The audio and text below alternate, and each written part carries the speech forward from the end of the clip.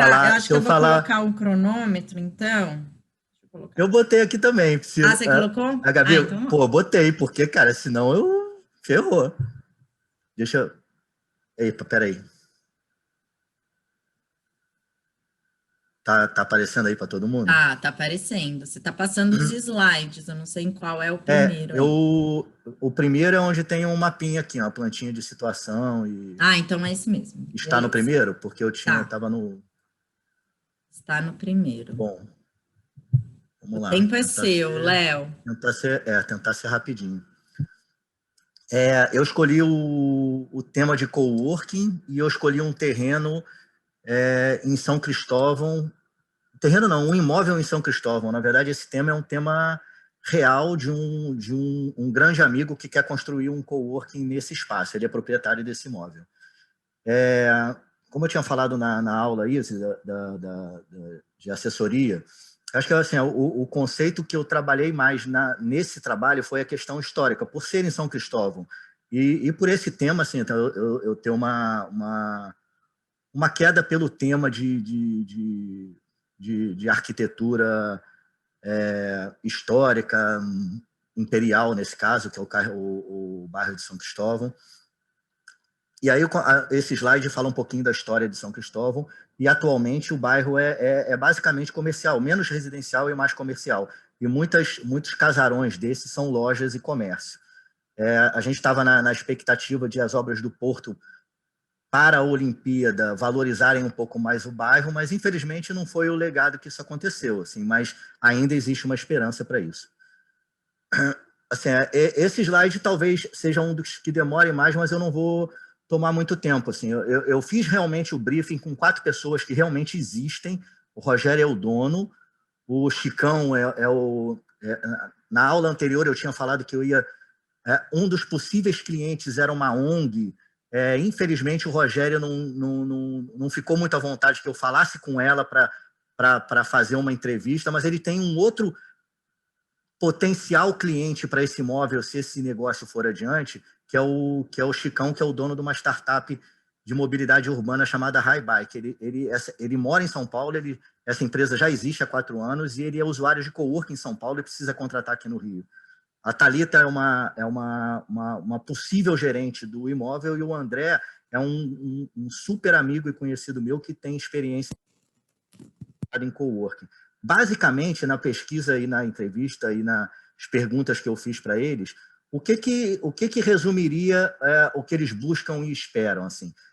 Na questão física de equipamentos, física de assim, o que precisa ter no coworking, quase todo mundo falou mais sobre tecnologia do que qualquer outra coisa. Aí, no caso de segurança e disponibilidade também, 24 horas de disponibilidade. Quando alguém quiser ir lá, o imóvel estaria disponível. E sobre espaço, falaram bastante sobre ambientes com funções diferentes, assim, tipo, mais para colaboração e áreas um pouco mais públicas e necessidades de áreas de concentração também. E o visual, assim, acho que até pelo imóvel e pela pegada que o coworking tem, eu acho que é meio que automático todo mundo esperar um ambiente mais informal, descontraído, que é uma característica quase que comum de todos os coworkings e que é uma tendência que todo mundo se sente à vontade a maioria se sente à vontade principalmente esses usuários de coworking que são menos conservadores. A Priscila deu uma dica ótima que eu já conhecia, mas não lembrava, mas foi muito bom, porque assim, eu fui pesquisar de novo e descobri outras coisas que eu não sabia, que era o censo de coworking. Cara, o censo é gigante, eu peguei algumas coisas que eu achei mais interessante nesse slide, para ser rápido assim. A Gabi deu uma ideia sobre fazer um coworking com um nicho, que eu acho a ideia super maneira, mas o proprietário não gostou. E foi legal porque assim, nesse coworking tem uma pesquisa se eles querem que o espaço seja multidisciplinar ou ou se querem atingir um mercado específico. E a maioria quer ser multidisciplinar. A maioria dos coworkings querem ser. Aqui tem uma pesquisa legal sobre bairro que coincide com a nossa escolha do bairro não ser tradicional. Não é tradicional como assim, um bairro de negócios. O São Cristóvão é um bairro tradicional, mas não um bairro de negócios. E também é um bairro mais comercial do que residencial, nesse caso, comercial mais de loja e etc. Tem outras informações aqui que podem ser vistas no site, na pesquisa, para eu não perder tempo. E esse slide foi uma coisa que eu descobri que eu não sabia que tinha no censo também, que é uma pesquisa de quem são os coworkers. Então, essas informações aqui eu achei interessante, da idade, de trabalhar em casa, quais são os serviços mais importantes, que isso coincidiu com um briefing que eu fiz, que o item número 1 é qualidade de internet, e tanto o potencial cliente quanto o proprietário falaram, a primeira coisa que eles responderam foi isso.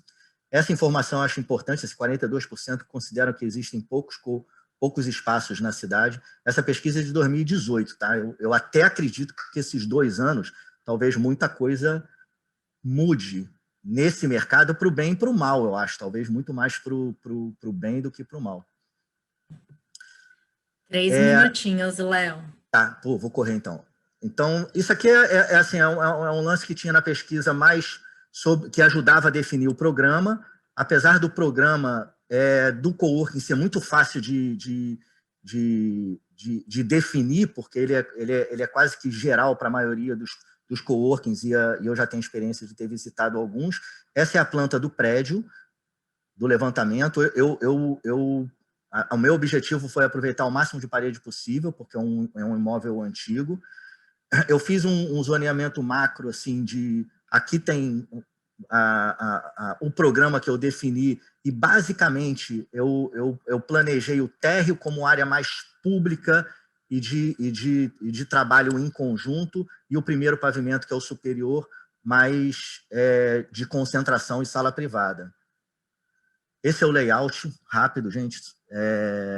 Aqui é a entrada principal no térreo, recepção, uma área de colaboração. Esses 2 espaços eu desenvolvi o projeto, esse, tá? Eu vou mostrar depois. E o segundo andar aqui, é sala fechada. O que eu busquei aqui nas referências históricas e no projeto foi a questão histórica, a questão do imóvel histórico. Então, assim, eu me lembrei muito, estava muito na minha cabeça a aula da Bia sobre design biofílico, onde ela falou sobre esses atributos de experiência do... Caramba, não está passando aqui. Aqui. De experiência do lugar, e esses daqui de conexão histórica, conexão cultural, espírito do lugar, materiais históricos que são da natureza, como pedra e madeira. Isso são basicamente itens que eu coloquei e pensei como o principal do projeto. E ao buscar evidência histórica, Mailton, assim, todo mundo tem dúvida, eu também tenho dúvida e dificuldade daquela busca. Eu dei a sorte de, na bibliografia de vocês, achar esse link daí, que eu acho que é o link perfeito que eu queria buscar, mas eu acho que eu ia levar 2 horas, 3 horas para achar, que é sobre os imóveis de características e configuração históricas também tem um potencial restaurador. Não só a natureza, como todo mundo imagina e pensa que, obviamente. Então, assim, esse link como referência científica, para mim, é o principal, além dos de iluminação natural, natureza, que eu tentei colocar nesse projeto que está nesse slide. Agora, rapidinho, uma foto de cada espaço, como está e como eu previ. Isso daqui é a foto da área colaborativa como está, isso daqui é o que eu estou propondo. E aí, basicamente, a questão de referência e projeto tem a ver com a questão histórica, acústica e luz, de manter o ladrilho hidráulico, botar uns tapetes para melhorar a acústica, tirar o teto para aumentar o pé direito, pintar a laje de branco para iluminar, e no lugar das janelas de madeira, botar vidro temperado para entrar mais luz possível, porque ele tem um problema de luz, de escuridão um pouco o imóvel, esse andar. e as empenas cegas laterais teriam parede verde. Isso daqui é a sala de trás, que seria a sala das estações de trabalho. Também a mesma coisa, a única diferença nesse imóvel, nessa sala, é que eu estou sugerindo botar carpete. Outra coisa importante que tem a ver com sustentabilidade e biofilia, eu acho, assim, a ideia nesse projeto real é comprar o máximo de material e equipamento seminovo ou usado, assim, tentar comprar o mínimo novo. Isso daqui é uma brincadeira com a amostra de carpete que eu já fiz e ficou muito maneiro, assim, fiz no meu escritório e no escritório de um amigo. Assim. Isso aqui é outro ponto de vista. E o último espaço é os fundos lá a área da cafeteria, que é o que a gente brincou mais aqui, que também tem a questão histórica de tentar colocar pedra portuguesa e revestimento mais bruto, e a questão de parede verde, vegetação no mezanino, que é a área de games ali em cima.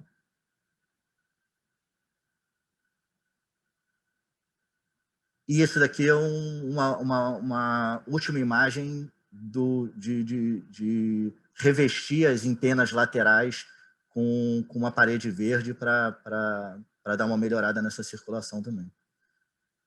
Bom, acho que eu passei aí, né? Foi mal. Acabou. Léo, que legal. Parabéns! Cara, muito bem. Falar... Pô, podia... Muito rápido, muito rápido. Toda.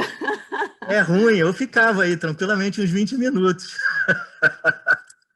Nossa, eu acho que... Falar muito rápido é difícil, foi mal. Acho que a gente já vamos abrir para os nossos professores, né, Gabi? Aí depois a gente só faz um fechamento. Sim, Mailton, Dani e Mailton, fiquem à vontade. Léo, então, eu estava super curioso, né, para ver como que tu ia desenvolver isso. Eu gostei bastante que tu realmente foi atrás, né, de conversar com pessoas para entender as necessidades para o ambiente. Gostei bastante que tu fez essa busca, né, da conexão histórica, e aí vou fazer um comentário depois sobre isso. Mas eu curti que tu trouxe, né, referências para justificar aproveitar a luz natural no ambiente. E aí, no teu vídeo, né, que aí tu traz um pouquinho essa referência que tu comentou como sendo a referência principal, né, esse estudo italiano ali, tu meio que vai lá e fala que, tipo assim, isso aqui prova que ambientes históricos também têm capacidade de restauração. Então, daí só queria te chamar a atenção para tu, ao invés de usar o termo prova, usar o termo sugere. Né? Beleza. No fim das contas, eu fiquei super curioso de ir mais a fundo no estudo, né? E daí eu fui ver, e eles fizeram, na verdade, uma pesquisa de opinião com as pessoas. Tudo bem que eles manipularam, né? A pessoa está presente ou está vendo imagens e pediu para elas escolherem dentre um número de palavras o que aqueles ambientes sugeriam, né? Então, esses ambientes históricos também sugeriam restauração para aquelas pessoas que foram entrevistadas. Então, é uma sugestão, né? Tá, perfeito, beleza. Não vai ser uma comprovação. E aí, nessas tuas imagens que tu colocou ali, eu acho que tem uma parte externa, eu não sei se tu tem teria como voltar. Tenho, acho que tenho. Acho que eu tive. Que aí eu fiquei preocupado, e daí é até uma provocação que eu gostaria de fazer contigo.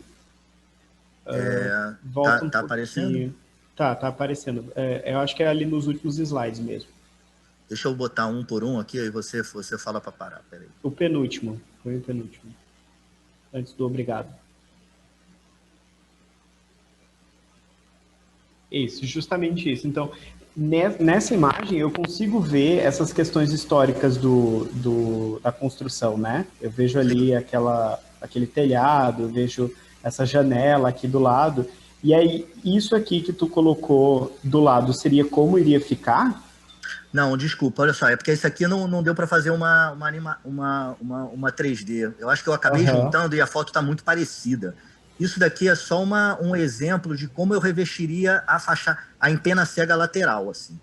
Isso beleza. A gente conversou na aula, acho que a Ana até falou sobre isso, e eu realmente estava tinha isso em mente, e porque as empenas, a circulação lateral da casa é muito estreita, tanto de um lado e do outro, e tem construções ao lado muito próximas, então acaba ficando escuro e estreito, né? Assim, então, assim, a ideia seria nos 2 muros laterais, não são empenas, desculpa, os muros laterais revestir com uma parede verde. Então, isso aqui é uma imagem de uma parede verde, só para dar exemplo de como seria esse revestimento.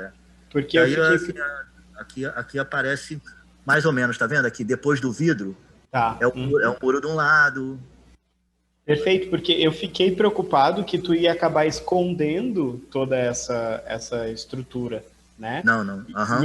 E aí, como eu vi que tu colocou ali o espírito do espaço, daí eu ia te perguntar, tá, mas se tu esconder tudo, como é que a pessoa vai saber que é um prédio histórico? Não, lógico, assim, né? tanto fachada quanto área externa a ideia é tentar mexer o mínimo. E internamente, que já está muito desconfigurado, é tentar recuperar alguma coisa, que assim, na prática eu não sei nem se é verdade e possível ter esse tijolinho, mas a ideia é essa, esse tijolo maciço original da construção, se é que é isso, porque eu não descasquei lá para ver, mas a ideia seria isso, assim. Se não for, eu deixaria o revestimento que está por trás das 20 camadas de massa que deve ter lá ao longo dos anos. Assim. Pois é. Daí eu fiquei me perguntando assim, daí a gente pensando como cientistas, né? Ou pessoas que usam ciência, assim. O saber que é um prédio histórico ou enxergar que é um prédio histórico que vai dar o efeito de restauração? Sim. O que tu acha? Não, como é que é? Desculpa? O saber ou... Saber é tu ser informado, isso aqui é um prédio histórico, é construído há muito tempo, ou tu enxergar que é um prédio histórico. Isso que vai fazer dar o poder restaurativo. O que tu acha? Eu acho o seguinte, assim, eu acho que não... Eu vou responder por mim como arquiteto. Eu quero saber o teu feeling mesmo. Isso não, aí. Então, isso que eu vou. Isso é que eu vou tentar responder um pouco além, que faz parte da questão do poder restaurador de um imóvel histórico, assim. Essa casa não é tombada, e no bairro tem várias como essa que não são tombadas, mas são casas características do período colonial. Você olha a fachada e assim, é imediato, assim, você... Quer ver? Deixa eu ver se tem uma foto aqui. Essa daqui é a foto como... Essa é uma foto que eu tirei lá, há 15, 20 dias atrás, assim. O prédio à esquerda e à direita não são prédios com uma fachada histórica como essa, assim. Você sendo o arquiteto ou não, você olha para essa construção e você já identifica como um imóvel histórico característico do bairro e do período imperial, assim, mesmo quem não tenha o conhecimento histórico. Assim. Mesmo para quem não é arquiteto, e isso eu falo porque assim, né, tem um slide que eu botei aqui de um imóvel que a gente... que isso não saiu da minha cabeça. Assim, quando a gente foi em Londres, eu com a minha família, a gente, cara, assim, andando no meio da rua, sem o planejamento de visitar nem nada, a gente passou por esse imóvel aqui, que é um subsolo, é uma cripta de uma igreja, e é uma cafeteria. Assim, a minha esposa não é arquiteta, meus filhos também não, e para falar a verdade, nem dão muita atenção, tá? Porque eles vêm sofrendo tanto que eles não querem nem saber de arquitetura. Cara, é impressionante a reação das pessoas que não curtem arquitetura com esse tipo de ambiente. Então, assim, eu acho que esse prédio ele é escancarado. Assim, a gente não precisa alguém informar se ele é histórico ou parece histórico. A fachada dele já dá a mensagem. E, assim, no térreo que está muito descaracterizado, a ideia é tentar recaracterizar com a parede de tijolo, ladrilho hidráulico que tem, e a área externa da fachada. E no primeiro andar nem precisa tanto, porque o pé direito alto, os vãos altos, o telhado, piso de madeira, tudo isso ajuda muito a dar essa sensação. Então, assim, tentando responder a tua pergunta, eu acho que não precisa saber que é. Eu acho que ele já passa a mensagem automática. Não sei se eu estou enganado, assim, ou se eu já estou influenciado demais. Não sei, a gente teria que testar, né? Seria uma pergunta de pesquisa assim, interessante, né? Se o fato de o ambiente estar naquela característica em que ele está já predispõe à restauração, ou se é depois que o indivíduo é informado, né, sobre o quão que aquele espaço também tem história, alguma coisa do tipo. E acho que nesse caso, é porque como não é um imóvel tombado e habitado por alguém, assim, eu não sei se ele tem história para, de repente, informar na recepção, botar alguma coisa, mas, assim, ao lado dele tem um museu de moda, que é um prédio histórico, e, assim, a 200 metros é a entrada da Quinta da Boa Vista, onde tem um museu que pegou fogo. Então, assim, o ambiente, a vizinhança já passa isso, né? Já passa um pouco isso, entendeu? Assim, da frente da casa, dá para ver o portal da entrada da Quinta da Boa Vista, entendeu? Todo o bairro em si já tem todo um... Ele é descaracterizado, Mailton, assim, você pode imaginar, né? Não é assim... Mas por essa casa ser próxima da Quinta da Boa Vista, eu acho que, assim, não sei se todos vão ser pegos por esse espírito, mas eu acho que, assim, sendo bem prático e objetivo, na minha opinião, só a fachada já passa uma mensagenzinha, só a fachada. Aí é tentar buscar o máximo desse clima internamente, né? Pois é, mas eu gostei bastante do teu projeto, parabéns. Mas esse questionamento, na verdade, também é legal, assim. Isso também, assim, eu trabalhei esse projeto com esses conceitos porque é o que eu acho mais charmoso do imóvel. Para falar a verdade, eu não sei, eu até vendi essa ideia para o proprietário, mas eu não sei se é a intenção comercial dele vender essa imagem. Talvez para ele isso também não seja nem tão importante assim. Mas isso é legal, assim, saber que resultado vai ter dessa leitura de ser histórico, assim. Isso é legal. Assim.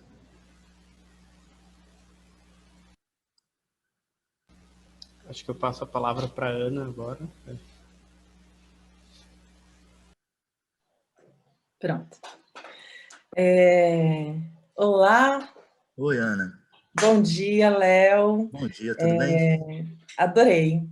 Pelo fato de todos os desafios que a gente já tinha comentado, né, no assessoramento. E tem uma questão que você levanta muito e que se faz pertinente, que é a questão da história.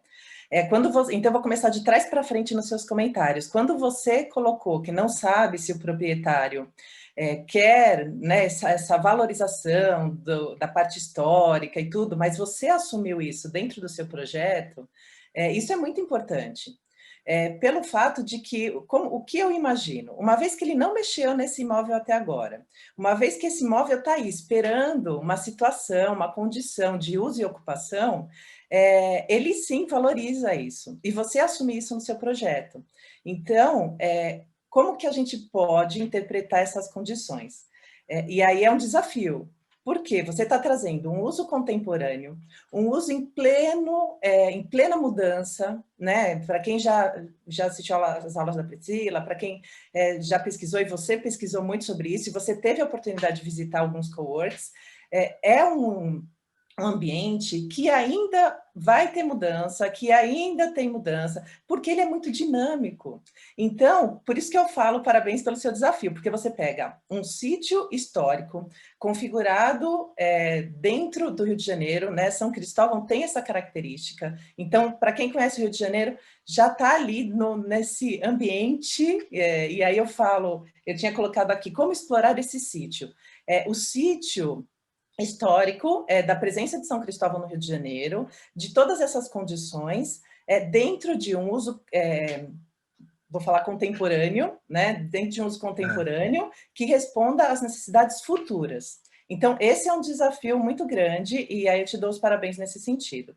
E aí você vai levantando, ao longo da sua apresentação, questões da biofilia, que você as incorpora de uma maneira muito pertinente, você faz esse levantamento histórico e artístico que sem isso, eu imagino que não dá para começar um projeto como esse. Primeiro, entender o sítio, entender que imóvel que é esse, e não, eu não digo imóvel em si, porque você fala também que não é um imóvel tombado, que tem muitos imóveis que não são tombados, mas ele tem um valor histórico. E aí, até para, né, a gente deixar aqui um pouco essa nuvenzinha no ar, o imóvel ele não precisa ser tombado para ter um valor, para resgatar uma memória, para falar da identidade daquele lugar, porque o tombamento é uma burocracia, e aí, muitas vezes, o órgão público não dá conta disso, é por isso que existem tombamentos parciais, e aí você enaltece essa memória e essa questão histórica sem precisar de um tombamento. O tombamento é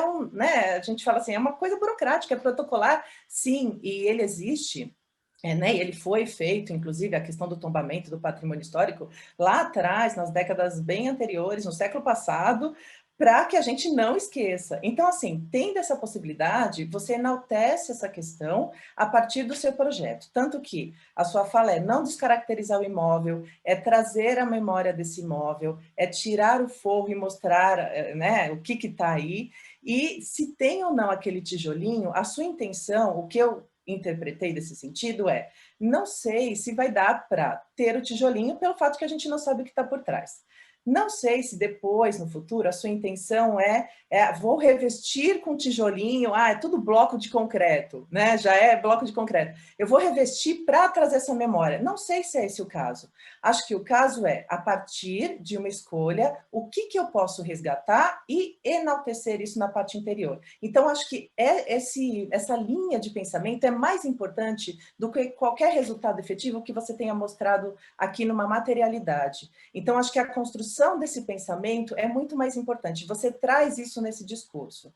Então, nesse sentido, se você começar a descascar, e aí quando você falou, eu tinha até colocado aqui camadas, e você falou numa resposta, eu não sei quantas camadas, 1000 camadas vai ter aí a partir disso. Léo, se for o caso, você vai deixando uma parede com cada camada, pedaço, e você mostra a história em cada ambiente. É mais legal ainda, é verdade. Tem uma argamassa, tem um bloco numa parede, tem um bloco na outra parede, e aí, mais do que mostrar só a data de quando foi construído, você mostra a evolução desse imóvel. Olha, numa década colocaram isso, na outra tinha isso, na outra tinha isso, e aí você vai construindo cada ambiente desse a partir dessas memórias, o que pode ser interessante também. Então, nesse sentido, verdade. claro, só tentando traçar a partir das referências que você trouxe, tentando construir esse projeto a partir das referências que você trouxe. E aí, claro, a questão da luz natural, você ter essa percepção de que o ambiente é escuro e como que eu posso enaltecer, e aí, essa questão da luz é interessante pelo fato de que você abre as janelas, né? Até que ponto vai descaracterizar, tirar as venezianas e colocar o vidro temperado. Pode falar, Léo. Não, desculpa, eu fiquei com essa dúvida também. Isso é uma dúvida. De tirar a janela e botar o vidro, mas eu acho que no térreo é necessário, no primeiro andar talvez não. E aí, porque você está trazendo essa condição para a pessoa, né? Para quem vai trabalhar. Então, até que ponto a gente intervém, até que ponto a gente dá qualidade de uso a quem está lá o dia inteiro. E aí é o dia inteiro, literalmente, né, Léo? Você falou 24 horas por dia. Então, acho que trazer o que faz um projeto ser tão interessante quanto esse seu? É que você resgata esses pontos que dão identidade a esse espaço. Então, a identidade é o que faz o projeto, né? O projeto ser o projeto. Né? Não, você não está tabulando, aqui vai ser isso, porque a biofilia diz isso. Não, você olha essas questões, quando você fala, dá para ver o portal da Quinta. Como que você, a partir de estar ali naquele espaço, você olha, então, como que você qualifica isso e fala para a pessoa que está ali, fala, olha o portal da Quinta, o seu projeto pode dizer isso. Você pode colocar uma cadeira ali e a pessoa sentou, o portal da Quinta. né? Assim, não sei, mas explorar o sítio, porque ele te dá muita condição, ele é muito potente nesse sentido, e você soube fazer uma ótima leitura nesse processo. Claro que tem algumas questõezinhas de interior, de elementos de interior do projeto, né? Um vaso, alguma coisa, o carpete. Quando a gente pensa no corporativo, tem a questão da manutenção, como que vai ser. Tem todas essas questões de elementos mesmo de detalhe, de especificação de projeto, que acho que dá para trabalhar, e porque também eu entendo que é que a gente tem um tempo curto, eu estou me cronometrando também, tem um tempo curto, e você também teve um tempo, e aí isso demanda, né, uma massa ali maior de tempo. E tem uma questão que eu queria só também, então, colocar, trazendo de especificidades do seu projeto e identidade, a questão do dia e noite, que é, quando você falou 24 horas, é pensar em condições noturnas, porque, claro, quando a gente faz o 3D, a gente, na maioria das vezes, a gente coloca referências, e como que isso vai funcionar de noite, como que a gente... eu tenho um exemplo aqui, eu não sei se você conhece São Paulo, tem muitas igrejas, algumas, né? Não tanta quanto no Rio, mas eu passo a noite, passo de dia e vejo como que a luminotécnica, a iluminação trabalhou isso para enaltecer aquele edifício. E aí tem algumas que eu falo, nossa, ela é tão interessante, olha como perde. Como que vai ser iluminado isso? Como que isso vai corresponder à noite? E aí, quando você coloca muita vegetação também nos muros laterais, ele se torna um ambiente meio sombrio e escuro. E aí, talvez um guia de iluminação indireta, né? E claro que isso, Léo, não é uma questão de cobrança de trabalho final, de forma alguma. É para justamente trazer essa identidade e enaltecer tudo que você falou, porque ele vai funcionar de dia, assim como à noite. E essas características todas levantadas, como que a gente pode iluminar o paisagismo de uma maneira que enalteça, mas pensando principalmente nessa condição da edificação e do ambiente e do uso 24 horas por dia, né? O uso noturno, o uso diário. E que, inclusive, quando a gente trabalha com luz, olho, dia, noite, tem uma calibragem aí diferente também, e né, vocês já sabem nesse sentido. Então, como que essas coisas vão se transformando? Inclusive, ali é pôr do sol ou nascer do sol? Será que vai caindo o dia e a pessoa vai tendo essa sensação do cair do dia, da questão, né, do corpo? Como que ele vai responder a isso? As pessoas vão passar do dia para a noite ou a turno dia e turno noite? Né? A pessoa já chega aí à noite ou a pessoa chega dia, e isso é aquela questão da sensação do corpo, da relação com o ambiente, que é interessante também. Acho que é isso. Não, pronto, me cronometrei. Parabéns, Léo. Obrigado, obrigado. Essa dica, eu confesso para você que eu pensei zero em relação a essa questão de uso noturno. E aí, assim, eu confesso até que é mais vício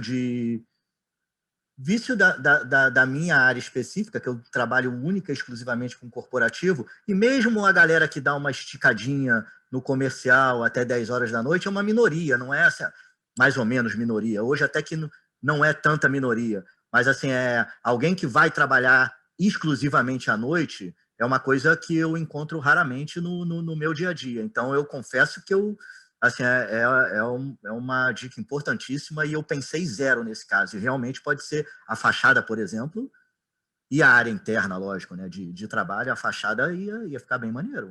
Um trabalho ali noturno. E até vender o coworking. O dono vai gostar da ideia. E até o uso noturno, né, Léo? Ele pode ser outro, como você mesmo falou. Às vezes as pessoas não estão ali para trabalhar, mas elas estão para se socializar, para um evento que esteja acontecendo ali, né? Então, olha, eu também não vou me estender. Eu achei que seu trabalho está sensacional. Eu adorei que você trouxe esses pontos históricos. E eu só iria um pouquinho mais a fundo de te provocar, já que está tão legal, de repente trazer alguns elementos nessa linha da questão histórica. De passar, por exemplo, questões de cores, de aromas, que a gente já viu em outros módulos, de também, talvez, resgatar esse ponto histórico.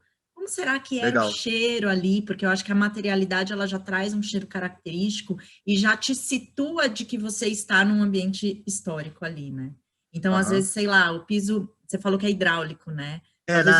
Isso assim, na recepção tem um ladrilho hidráulico e eu estou na esperança dele ter mais alguma área além da recepção.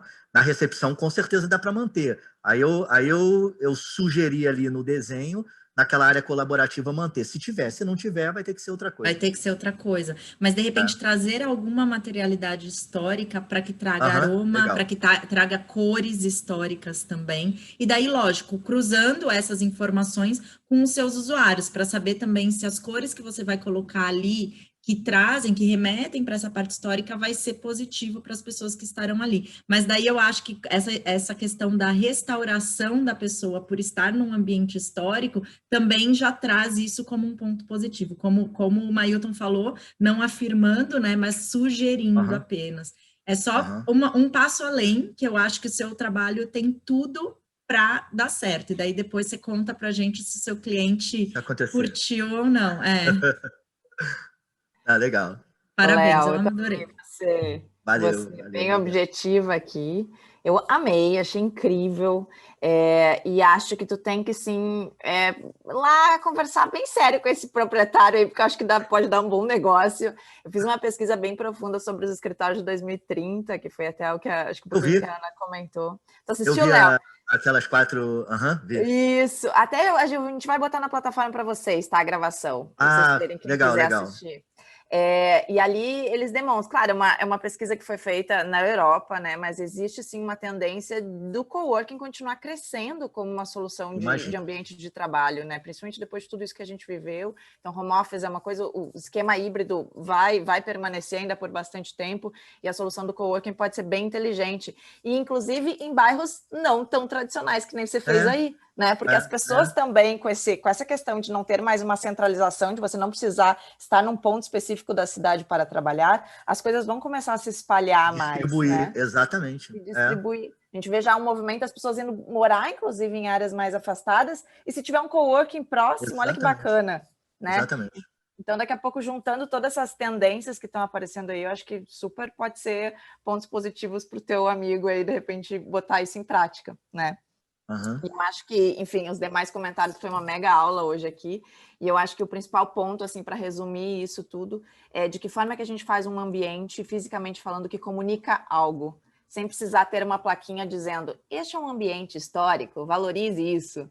Não, como a Gabi trouxe, Mailton trouxe, Ana trouxe, né? Às vezes eu botar uma poltrona para enxergar algo específico, ou sentir um aroma de uma época antiga, tudo isso já está comunicando. Eu acho que é o nosso papel fazer isso, né? Acho que isso é pensar na experiência do ser humano. Parabéns. Legal, valeu. Obrigado. Vamos adiante, então. Ana, enquanto você estava trocando ali seu computador, eu acabei colocando na sequência a Cris, tudo bem? Eu te joguei para último, pode ser? Sem problemas? Tá, vamos lá, Cris. Oi, pessoal, vou compartilhar um minutinho.